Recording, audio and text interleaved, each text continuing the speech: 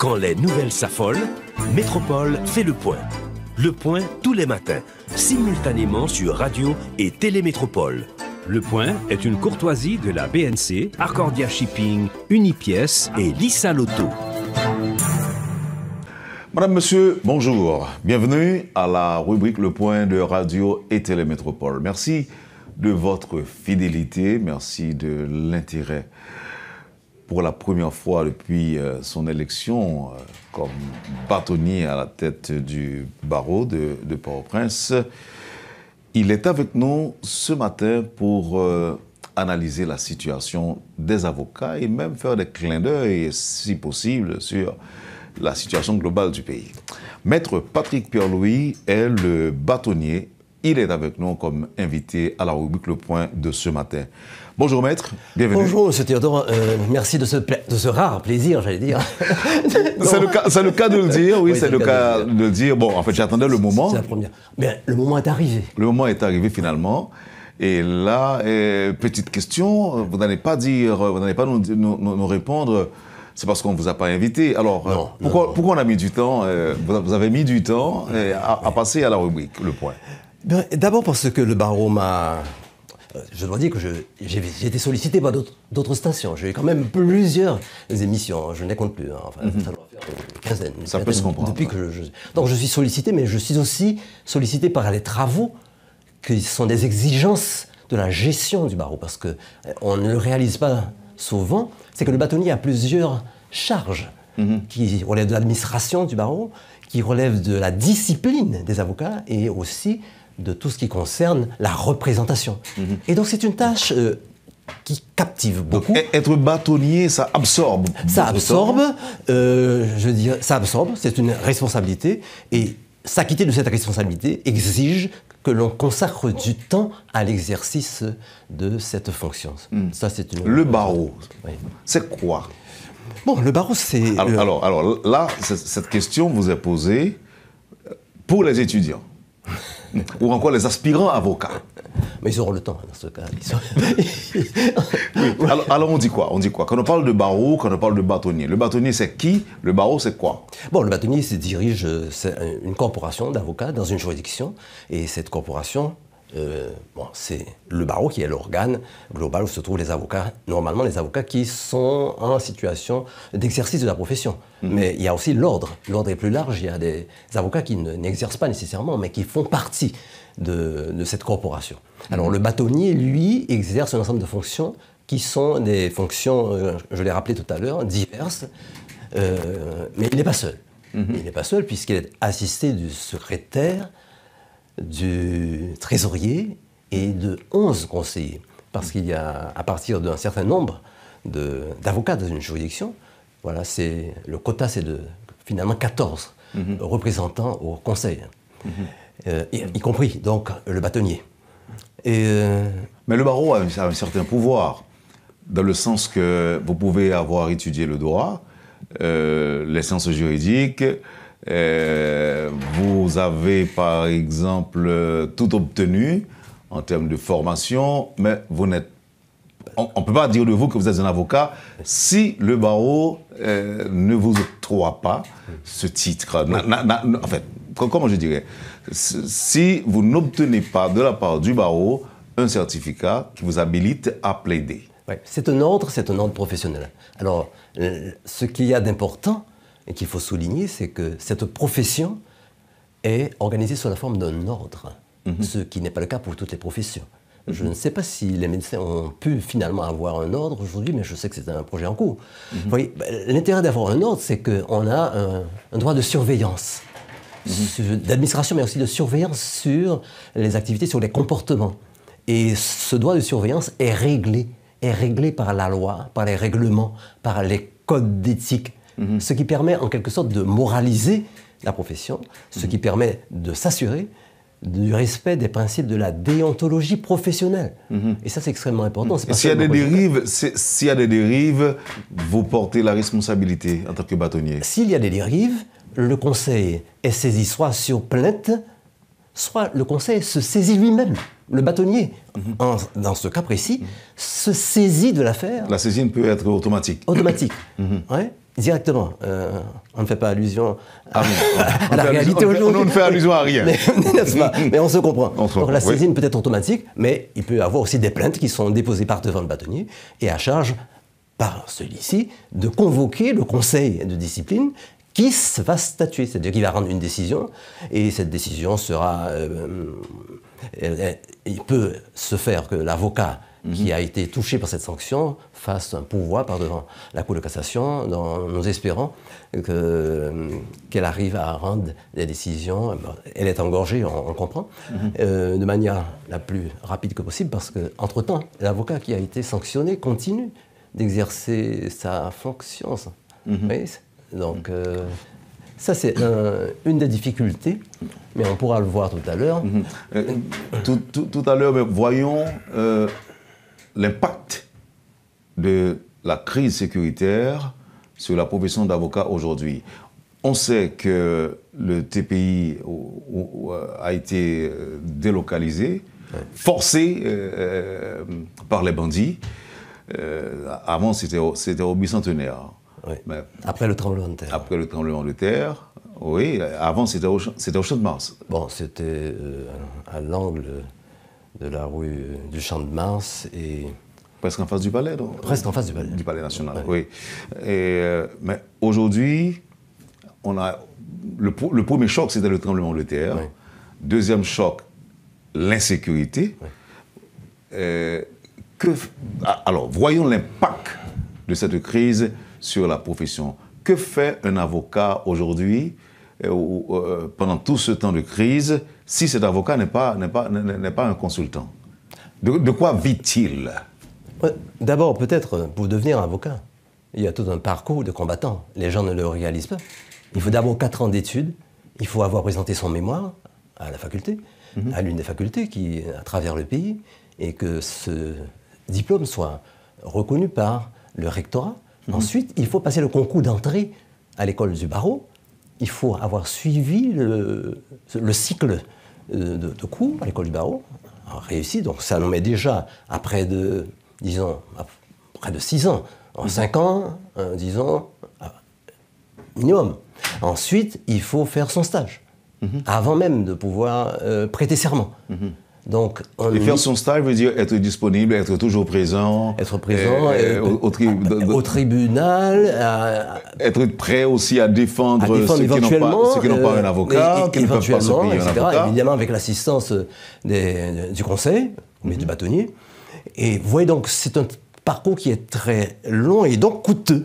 Alors, on imagine que les jeunes avocats qui ont déjà des difficultés, parce que la profession a beaucoup changé, pas seulement du point de vue démographique. Lorsque le décret de 1979 avait été adopté, il y avait 100 avocats militants. 100 avocats militants. 1979. 1979. Et aujourd'hui, on doit être à 1000, non? On est à plus de 1000. Ah bah, bien sûr. Évidemment, tous les avocats ne militent pas, n'est-ce pas, pour plusieurs raisons. Aujourd'hui, c'est difficile de militer, vous avez compris, puisque le tribunal se déplaçant au gré de l'avancée, j'allais dire. De bandits. Bon. Et puisque les gendarmes, oui, bon. Il faut les appeler par leur nom.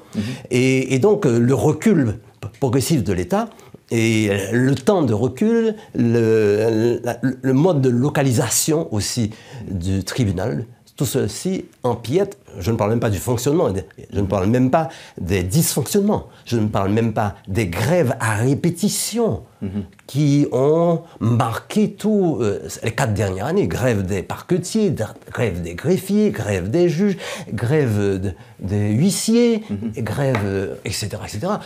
Et des mouvements aussi des avocats qui, malheureusement aussi, des fois, justifiés ou pas, perturbe le fonctionnement des tribunaux et qui fait que des avocats qui voudraient bien exercer, disons, de manière régulière leur profession sont en difficulté de le faire. Et puis, vous avez omis, monsieur le bâtonnier, de parler des avocats qui font partie de la mafia de la terre, tout ça. Bon, je peux vous comprendre. Non, écoutez, il y a un ensemble de pratiques irrégulières dont il appartient aux tribunaux d'abord, puisque on ne peut être saisi que sur plainte, n'est-ce pas, dans ces cas précis. Et il y a des affaires qui compètent aux tribunaux. C'est-à-dire aux instances, aux autorités de poursuite, et puis aux tribunaux de décider. Mais c'est vrai, aujourd'hui, qu'il y a tout un ensemble... Il n'est pas que les avocats, évidemment. Non, il n'y a pas que les avocats. Nous ne sommes pas les pires. On dit beaucoup de mal des avocats. Les avocats défendent. L'avocat, son rôle, c'est de défendre. Donc, je n'ai pas... L'avocat, il faut pas l'oublier, ne prononce pas, n'a pas à savoir si son client est coupable. Ce n'est pas à nous de prononcer la culpabilité, c'est aux tribunaux. Et par conséquent, le rôle de l'avocat, c'est de donner la meilleure défense avec les outils et les ressources de la loi. Il n'a pas à se prononcer sur la culpabilité.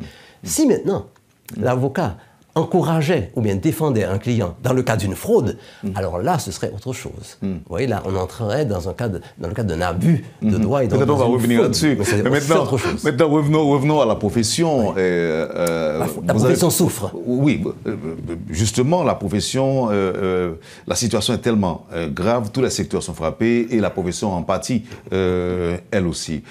J'aurais bien aimé comprendre ce que fait un avocat aujourd'hui, s'il n'est pas consultant, pour revenir. Parce que pour répondre à la question, vous avez fait allusion au parcours de combattant de chaque avocat. Oui. Maintenant, aujourd'hui, que fait-il? En particulier, les jeunes avocats, ils sont dans une situation vraiment de désarroi.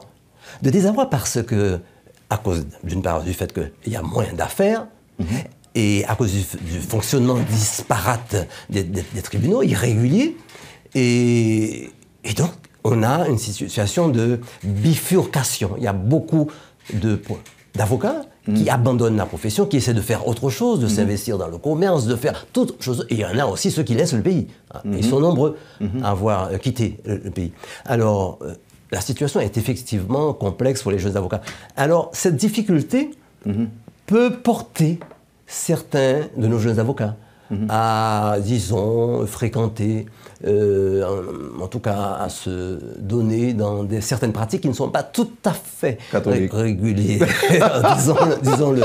Mais c'est vrai que la situation est... Donc il y a de la déviation, vous avez dit bifurcation, il y a de la déviation, mais il y a possibilité de déviance. Il y a cette possibilité, je ne dis pas que c'est le cas, que ça atteint tout le monde, mais il nous est arrivé d'appeler, de nous saisir de certains cas et de sanctionner certains de nos jeunes avocats. Et le public l'ignore parce que ce qui se passe au sein du conseil, le conseil de discipline, c'est comme une juridiction. Et donc on n'a pas à faire état dans les médias de ce qui se passe. Et lorsque les décisions sont adoptées, elles sont signifiées à la personne concernée et au commissaire du gouvernement, aux autorités judiciaires d'une manière générale. Est-ce que ça va jusqu'à la radiation, par exemple? Ça pourrait aller jusqu'à la radiation. Ça pourrait aller jusqu'à la radiation. Mais l'intéressé, le concerné peut toujours faire un pouvoir en cassation. La cassation connaîtra un dernier ressort et décidera. Donc entre-temps, il continue d'exercer. Donc ça ne se fait pas, c'est pas une pratique courante, non? De radier un avocat. Il faut quand même qu'il y ait une faute très très grave. Très très grave. Par exemple, par exemple un cas d'homicide, un cas de corruption, de fraude. Un cas grave, oui, bien sûr, ça peut se faire. Mais avant, il y a l'avertissement, le blâme qui, eux, ne sont pas susceptibles de pourvoir en cassation. Et puis, il y a la suspension, qui peut aller jusqu'à 3 ans, et puis la radiation. Où est-ce que l'on en est avec le dossier de Maître Dorval? Alors là, vous savez, ça a été l'une des raisons de notre combat au niveau du Conseil depuis 2020. Le 28 août 2025 fera exactement 5 ans depuis que le bâtonnier Montferrier Dorval a été assassiné. Vous devez savoir que sur ce dossier, les juges d'instruction se sont succédés, des fois pour des raisons avouées, d'autres fois pour des raisons qui n'ont pas été dites, pour des raisons de convenance personnelle, ce qui nous dérange toujours, et d'autres fois parce qu'il y a eu des menaces sur la personne de tel juge d'instruction qui a quitté le pays, etc. Nous sommes à 5 juges d'instruction. Et la difficulté dans ce cas, c'est que plus le temps passe, et plus les éléments qui pourraient conduire à la condamnation, à l'arrestation, etc., plus ces éléments se dissipent, et plus il devient difficile pour que le dossier ait une certaine substance. Et ce qui peut se faire, c'est qu'on ait un procès en définitive, qui soit vide. Vous voyez ? Du fait que les autorités judiciaires, d'une manière générale, les autorités étatiques confondues, n'aient pas donné suffisamment, en tout cas, de moyens pour que ce dossier soit mené à terme, on se trouve dans une situation aujourd'hui où, après 5 ans, on est presque au point de départ. Il y a eu plusieurs éléments. Il y a eu le sac des tribunaux, des grèves des tribunaux, les dossiers qui ont disparu, etc. Donc il y a eu toute une série d'événements, d'obstacles sur le chemin, sur la poursuite, en quelque sorte, du dossier. Vous voyez ? Qu'est-ce que ça a sur vous comme effet quand il s'agit d'un bâtonnier qui a été assassiné chez lui et que son dossier, et que l'enquête traîne comme ça, les chances que cette enquête aboutisse paraissent minces? Écoutez, la question m'avait été posée, est-ce que les autorités sont de bonne foi ? Est-ce qu'ils sont de mauvaise foi? C'était la question. Et ma réponse a été, en tout cas, je ne sais pas s'ils sont de bonne foi. Parce que nous ne voyons pas un effort démontré pour faire aboutir ce dossier, parce que c'est un dossier quand même emblématique, c'est un procès emblématique. Lorsqu'on veut réformer un système judiciaire, il faut qu'il y ait des cas emblématiques qui permettent de voir que le système, par exemple, de poursuite est effectif, que le ministère public, que l'enquête se poursuive avec des moyens effectifs.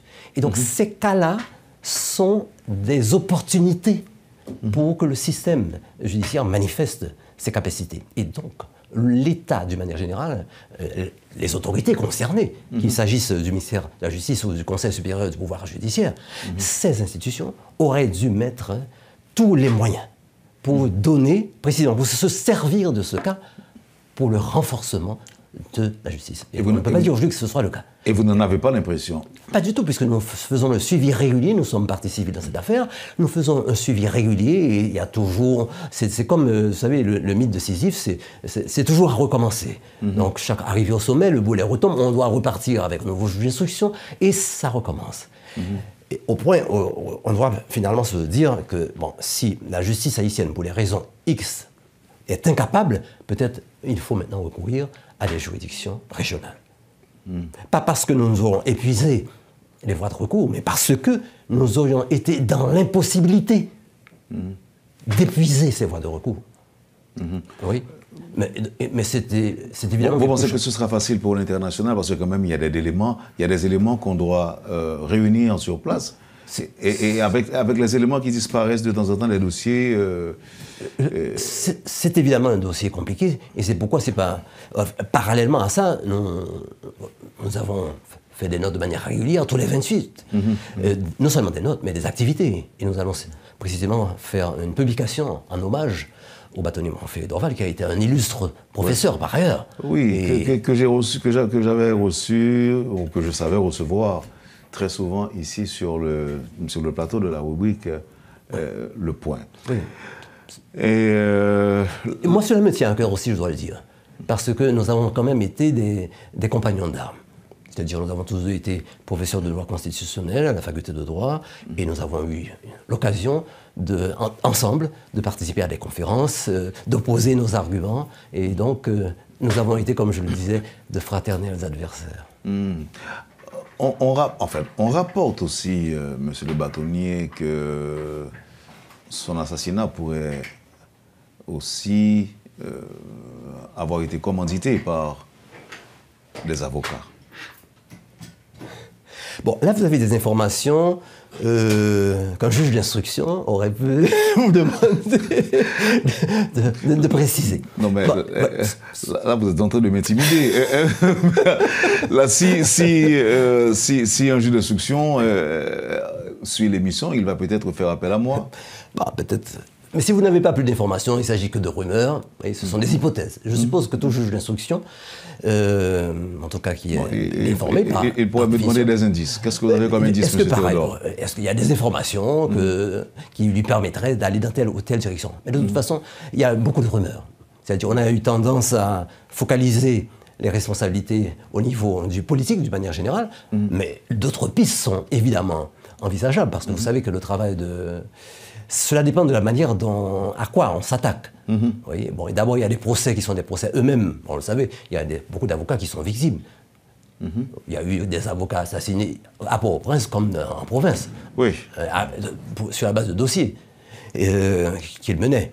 Il y a donc des dossiers qui en eux-mêmes sont difficiles parce que les gens préfèrent recourir à la violence, qui s'installe de plus en plus comme un moyen, un mode de résolution. On rapporte qu'il avait une certaine volonté ou velléité de mettre de l'ordre dans la profession. Mais il faut de l'ordre dans la profession, et c'est le rôle du bâtonnier, en son conseil, que de s'assurer que les avocats agissent, ont des comportements qui correspondent aux normes. Ce n'est pas le bâtonnier d'Orval qui le dit, c'est le décret, c'est le règlement, c'est le code de déontologie, c'est les conventions qui sont signées, qui sont adoptées par la Fédération des barreaux. Et par conséquent, tout bâtonnier, dans sa juridiction, a pour devoir de s'assurer que les avocats répondent aux principes déontologiques qui gouvernent la profession. Ce qui m'amène à ce dossier qui domine l'actualité, le conflit entre le chef du parquet et les avocats. Vous êtes au courant, monsieur le bâtonnier? Comment ne pas l'être, d'ailleurs? Je ne veux pas trop en parler pour une raison très simple, c'est que ce dossier se trouve, en tout cas, il y a certaines personnes impliquées dans ce dossier qui sont par devant le conseil de discipline.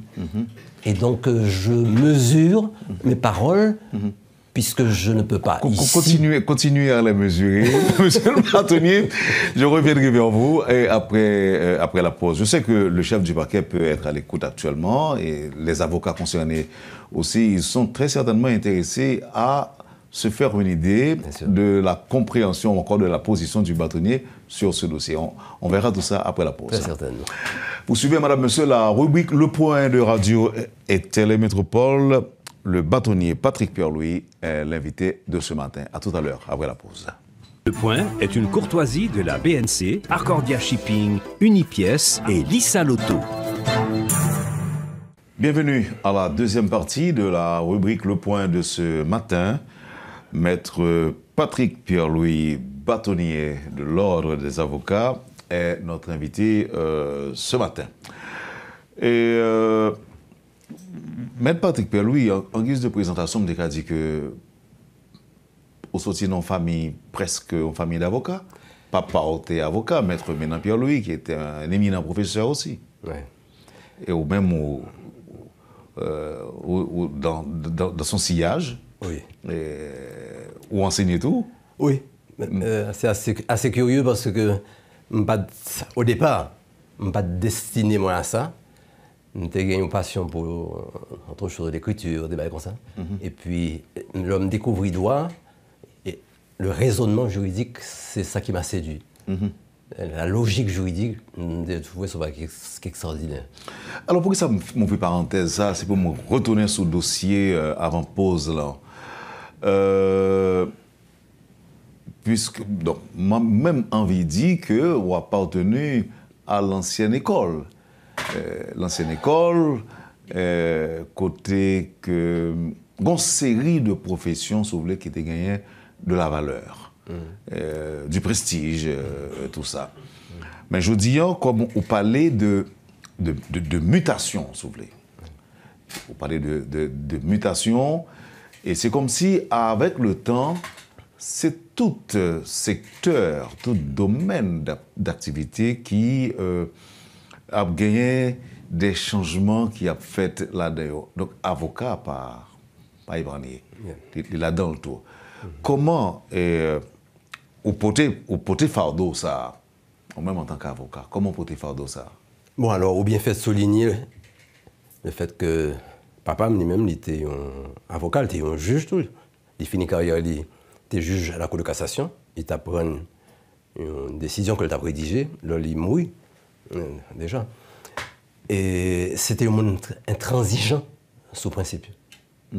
Ça veut dire qu'il aurait évoqué comme juge à moins 2 reprises des présidents, parce qu'il était refusé de changer de décision. Et je crois qu'il prend ça beaucoup de papa le tout, grand-père, qui était notaire, et qui était intransigeant, non, gestion, étude. Non, il dit qu'on fait phrase très célèbre, comme je vous songez, je suis porteur de 1000 gourdes et je n'ai pas le sou. Il avait dit, respect absolu de l'argent en dedans étude. Ensuite, respect de la collectivité et du trésor public. Donc ça, c'est des valeurs qui étaient très fortes depuis petit, comme si ils ont enraciné là quand même. Par exemple, papa me était juge, pas qu'un jeune avocat qui a vu quand papa, ça va exister. Si son dossier avocat pas qu'à venir par la veille devant le tribunal, non, ce dossier, ça va exister. Avocat pas qu'à venir quand papa. Comme ça. Donc, tu as une intransigeance. Alors que les juges et avocats. Oui, donc quand il est juge, l'autre est juge, avocat pas qu'à venir quand. Pour qui ça? Non, c'est une question de. Pour ne pas laisser un doute sur mon nom qui vient parler de dossier, ou bien vient faire des propositions, etc. Ouais. Ça arrivait même que des ministres fassent des propositions pour avoir une décision dans tel sens. Et me songe que le téléphone, ministre, mais si me fait ça, ministre, qui j'aime pas le faire dormir après. Je ne suis pas capable de prendre une décision qui sont des décisions manifestement injustes. Parce que je ne suis pas capable de dormir après. Donc, l'heure de pour petit, on attendre des bagages ça. Donc, on vient incorporer une éthique et un respect scrupuleux de. Mais est-ce que vous pensez que Jody est capable. Si nous étions dans la même question de mutation que nous avons parlé, est-ce que vous pensez que. Est-ce que vous pensez que l'État est capable de même attitude là, empêcher que l'avocat vienne la CAELI parce que c'est juge? Non, bien sûr, on laisse aller qui fait, d'abord, dans la pratique profession, d'une part, donc on abaissement en quelque sorte de éthique là. Et puis, on a un bagage qui passait qui méritait souligner. Nous avons dit tout à l'heure que nous avons 100 avocats. Ce n'est pas que pas de conseil de discipline qui a toujours existé. Il y a toujours une sanction. Il y a toujours dans une profession des gens qui écartent de règles. Le problème, c'est que les sanctions soient répétées de telle manière que on fait comportement changer et comportement de gens qui ne sont pas sanctionnés. Parce que leur sanction, ce n'est pas seulement pour les gens qui fait acte là, non, qui adopte comportement. C'est pour l'autre jeunes ou bien notre avocat yo intégrer le principe et que vous connaissez qu'il y a un organe qui est là pour lever un respect déontologie professionnelle. C'est pas seulement pour avocat, non, c'est pour justiciable. Parce que faut que justiciable lui-même il connaît avec qui on a fait, il connaît que monde ça c'est le monde qui a respecté des valeurs, qui ne va pas aller dans passe pour qui ne va pas laisser balle par en bas, etc. Donc c'est très important. Le rôle du conseil de discipline, non, c'est pas seulement pour avocat, c'est pour justiciable, tout. Alors, moi, je parlé de transformation. Pas oublier ça qui passe dans le pays. Il y a des gens qui ont dit, et je ne suis pas d'accord avec l'argument ça, comme si profession, avocat, c'est comme si tout le monde l'a donné et c'est ça le problème. Mais non. Le pays est fermé. Tu as 100 avocats. Un paquet de jeunes qui n'ont pas accès à l'éducation, qui n'ont pas accès à la faculté, etc. Et donc c'est normal que une croissance démographique, mais un accès plus large à l'éducation. Donc c'est normal qu'il y ait plus de monde, et de toutes catégories sociales. L'homme qui a commencé à enseigner, c'est plus sur des gens qui sont dans la classe moyenne, autre classe moyenne, etc. Aujourd'hui, dans la faculté, soit regardez, majorité étudiants, c'est classe moyenne basse, c'est classe, disons, populaire, classe moyenne, etc. Donc, panorama social a changé, forcément. C'est pas ça le problème, non. Le problème, il est normal. Ça, c'est fait déjà. Bon, il vient fait. Quand il y a ça qui passe, c'est que, ou c'est question de formation. C'est que l'école, côté élèves formés, pas nécessairement meilleure école, l'État n'a pas assuré le rôle de contrôle de qualité de l'enseignement suffisamment. Et donc, on a des élèves, étudiants, qui ont une formation qui est un petit peu bâclée. L'accès est garanti, la quantité est là, mais la qualité laisse à désirer. La qualité, et alors que les parents ont fait un effort incroyable pour envoyer les petits à l'école. Parce que les parents ne pas jouer avec la question de l'école. Oui. Ils ont fait tout sacrifice pour les petits aller à l'université, tout. Parce que pour les petits devenir docteur, tout, ce qui est tout à fait légitime. C'est qui l'école liée. Leurs parents ont fait tout dans qui faculté, dans qui école de droit liée, qui gens, ils ont dispensé cours, etc. Donc, c'est ça que fait nous-mêmes, nous venons avec l'école du barreau. C'est-à-dire, même lorsqu'on finit passer dans la faculté, eh bien, il faut que nous assurions que le monde qui a entré dans la profession, il a une compétence technique suffisante et puis une compétence à un niveau éthique. Donc, on insiste en pile sur la question éthique. Ouais. Et ça fait créer une distinction, une différence entre avocat dans le barreau prince et jeune avocat dans l'autre barreau qui pas y a une école du barreau. C'est pas que nous sommes capables de corriger, c'est pas de parler avec la fédération. Parce que il faut que nous sommes capables, je veux dire, avec les moyens technologiques, nous sommes capables de faire pour coup qu'a fait, par exemple, dans Port-au-Prince, nous relayons par des, disons, de partenariats avec certaines juridictions pour nous assurer que... Mais la volonté doit sortir de la province d'abord, et puis la volonté doit être là. Et moi, je pense que nous sommes capables de prendre l'initiative, ça, parler ça avec eux au niveau de la fédération. Parce que moi, je trouve que c'est vrai que nous n'avons pas de pression, mais nous avons intérêt pour tout avocat dans le pays, qui a un niveau de formation, qui ont un niveau de formation valable. Pour ne pas sentir qu'il y a une différence. Ça qu'a fait, c'est à travers la formation, etc. Donc, même tu as dit que, je veux dire, il y a une pression démographique, démocratique d'abord, qui fait que y a accès à cela, et une pression démographique qui exerce cette profession. Et elle pose des problèmes. Parce que l'organe tout, et au décret qui datait de 1919, où un conseil de discipline qui faut gagner 8 personnes pour lui capable de fonctionner. Mais je dis, et soit regardez, il est très compliqué pour tendre quantité de plaintes, parce que les plaintes ont augmenté. Le problème est augmenté tout. Et donc, conseil de discipline, il y a une difficulté pour le faire suivi, on a dit, au quotidien, de quantité de plaintes qui viennent sur lui. Ça, c'est... Moi, je vais avec vous, pour me tourner sur le dossier, conflit qui est entre le chef du parquet et des avocats. Je suis intéressé à comprendre quelle position barreau a par rapport à ça et comment nous envisager résoudre ça. Bon. Alors, Jean-Marc t'a dit tout à l'heure, dossier ça devant le conseil de discipline, et donc j'ai une difficulté pour me parler de lui en tant que tel. Parce que lui, tout simplement, c'est tant qu'on nous sommes aux juridictions, nous ne sommes pas capables de parler de dossier dans les médias qui j'en ai. Cependant, il est clair que il y a une série de principes de déontologie qui liés à l'avocat. Ouais, il est capable de gagner des difficultés, des griefs, j'en dis, avec tel personnel judiciaire. Bon, il faut que le grief soit justifié. Il faut qu'il n'y ait pas fantaisiste. Donc, ça est capable de faire. Il est capable de tourner sous barreau, saisir bâtonnier sous ça, le problème non.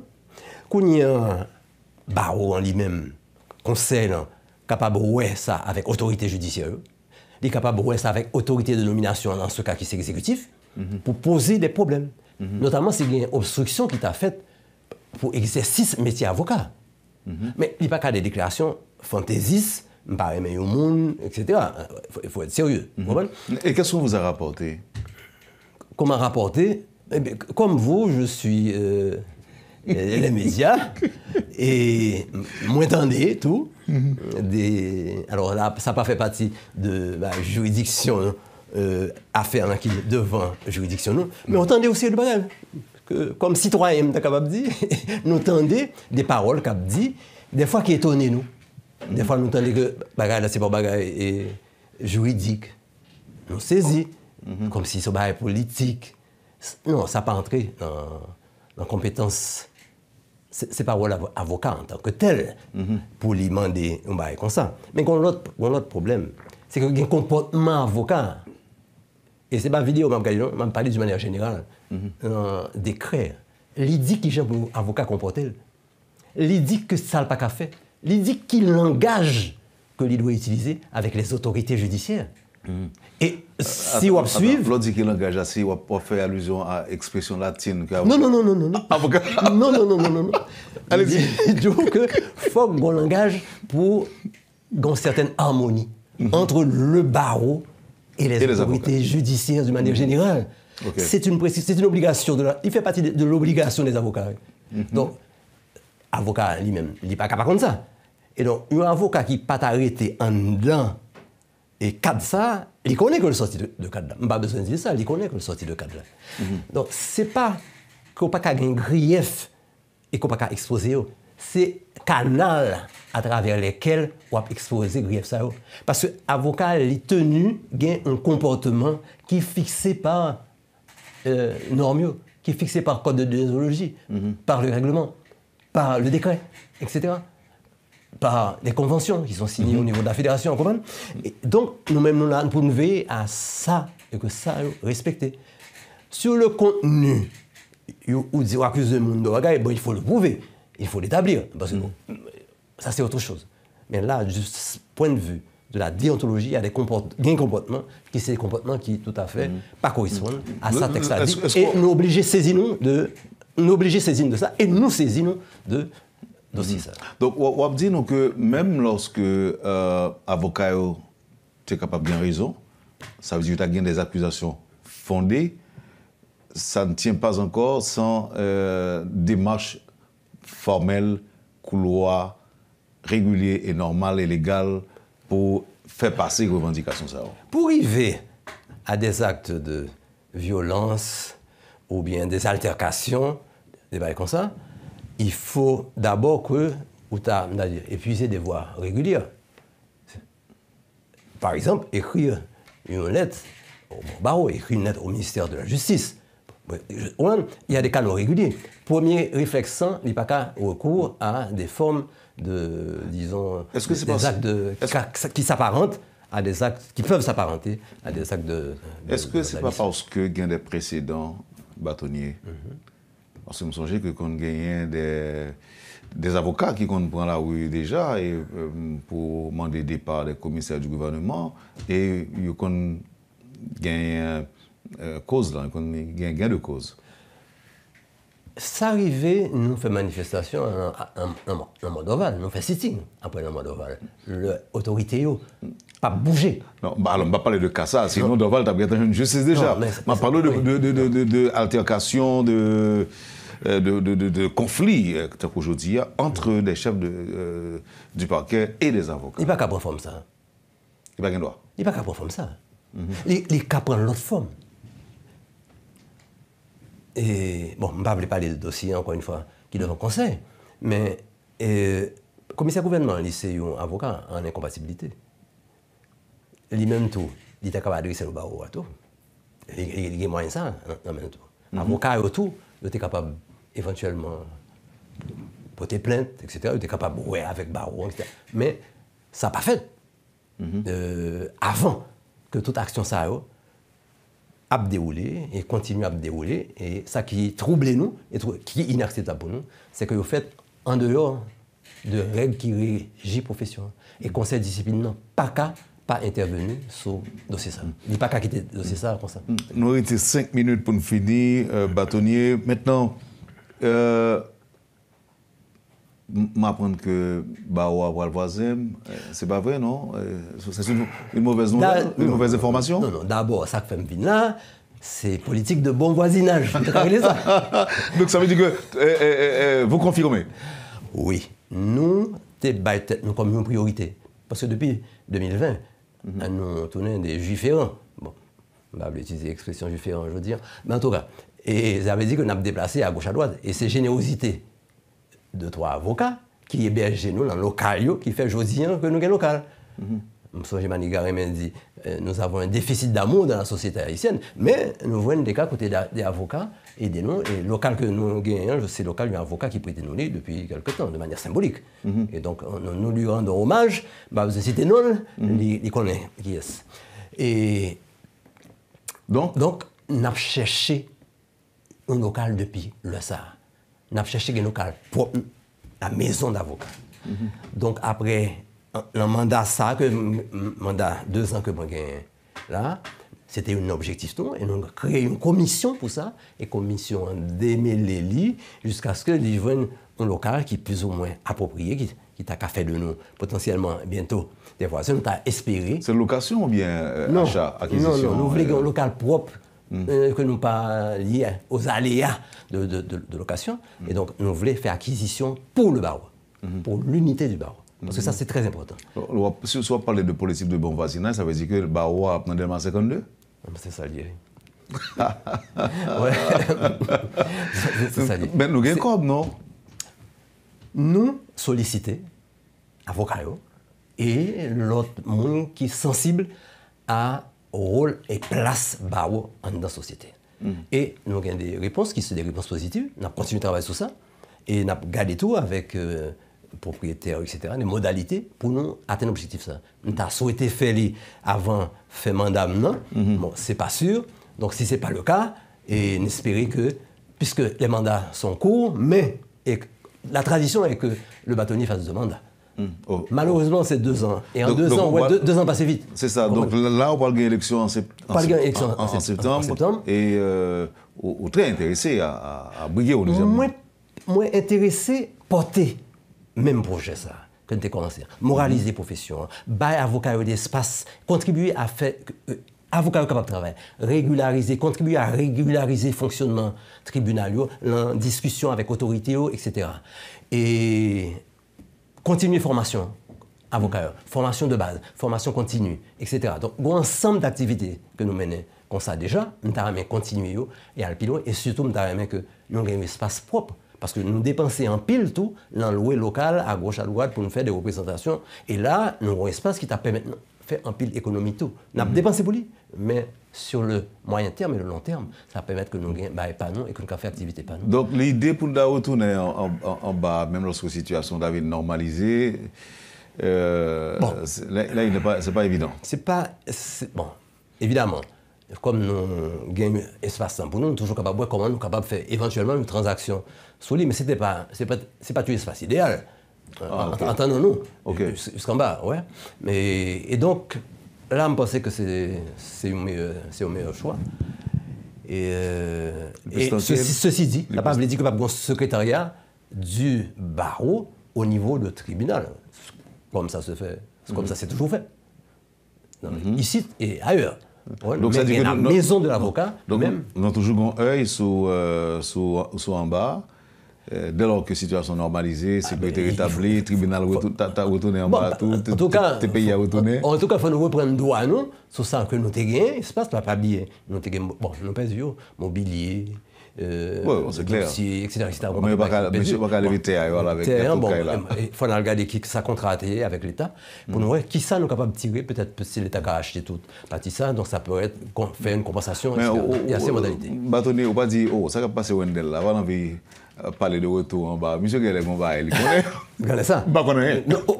Non, juste optimiste parce que, écoutez, il y a plein de monde qui dit que la situation payée n'a pas arrêté comme ça pour. Par contre, combien de temps l'a fait, mais mes amis, il faut nous retourner dans le en tant que monde civilisé, peuple. Alors, pas quoi nous tourner si nous pas. Mettez de l'ordre. Si nous pas mobiliser sur ça. Pas une situation qui change pour culture. Et donc, les associations professionnelles, les citoyens, à un moment, il faut que vous gagnez une voix. Il faut que vous portez une voix dans ce qu'on dire. Ouais. Bon, moi, ça, par exemple, nous n'avons pas intervenu sur la question constitution, nous, même au niveau. Bon, mais intervenu à plusieurs reprises, sur lui, sur les gens le fait, intervenu au niveau de la chaire Kiskeya, la chaire Louis-Joseph Janvier, avec nous ne pas d'accord, etc. Absolument pas, parce que le respect des procédures, c'est minimal, des conjoints pour le fait. Et le barreau, nous pas intervenu sur ça, pour positionner sur cette question ça. Et donc, un ensemble de questions de société qui est très importante, que le barreau intervenu surtout, mais que l'autre association dans le pays doit intervenir. Il faut qu'il y ait une mobilisation. Nous ne sommes pas capables de faire back. Si nous avons fait back tout le temps, même genre des autorités étatiques qui ont tendance à faire back, si nous avons fait back, nous ne sommes pas capables de reprendre les espaces. Et donc, la mobilisation, bon côté pour les repartir. Il faut nous voir des étincelles pour nous rallumer et un espoir et un courage pour nous faire face à une situation qui ne peut pas changer sans nous-mêmes. Je suis vraiment content de recevoir matin Maître Patrick Pierre-Louis. Vous avez la possibilité de placer un dernier mot, peut-être pour adresser à avocat, ou bien, je ne sais pas, libre à vous de profiter de ces quelques secondes. Mais consoeurs, confrères, nous engagés dans la bataille depuis plus de 2 ans pour nous assurer que l'avocat ait formation et qu'il y a un comportement qui est respecté, éthique. Nous avons bataille pour avocats gagner espace pour être capable de mener des activités propres. Par exemple, hier, tu as une université d'été, le cabinet juriste expert a fait. Et me dit, je m'inspire que l'année prochaine, que c'est dans CAI, la maison d'avocat, que c'est là l'héberger. Donc, nous voulons un barreau qui parle en clan, mais qui servit l'intérêt de tout avocat. Nous sommes sensibles en pile pour jeunes avocats en particulier, qui ont une difficulté pour le voir dans travail. Après tout temps, après toute misère pour le passer, pour réussir un avocat. Et donc, une bataille qui pour faire, le dialogue continue, que me fait, mais qui va à ces résultats jusqu'à présent. On comprend une situation difficile, mais quand même, pour normalisation, fonctionnement tribunal, et puis, il faut rappeler tout, à l'autorité judiciaire d'une manière générale, juge, commissaire de gouvernement, etc. Pour au même temps, pour aider nous dans travail dans ce sens, pour mettre l'ordre tout, la caillou, pour permettre que l'avocat soit capable d'exercer le métier de manière régulière, pour ne pas raquette qui fait sous côté avec des dossiers, et que l'avocat même capable d'exercer le métier, et donc occuper de justiciable et occuper de tête et de responsabilité. Maître Patrick Pierre-Louis, bâtonnier de l'Ordre des avocats, l'invité de la rubrique Le Point de ce mardi. Merci encore une fois, Maître Pierre-Louis. Merci à tous ceux et toutes celles qui ont choisi de nous suivre. Nous espérons pouvoir vous accueillir, vous recevoir encore sur le plateau très prochainement. Ce sera plus facile, nous serons voisins. En effet. Allez, à bientôt. Merci. Passez une bonne journée. Merci. Vous avez suivi, madame, monsieur, la rubrique Le Point de Radio et Télémétropole. Merci de nous avoir suivis. Passez une bonne journée avec nous et à demain. Quand les nouvelles s'affolent, Métropole fait le point. Le point tous les matins, simultanément sur Radio et Télémétropole. Le Point est une courtoisie de la BNC, Arcordia Shipping, Unipièces et Lissa Loto.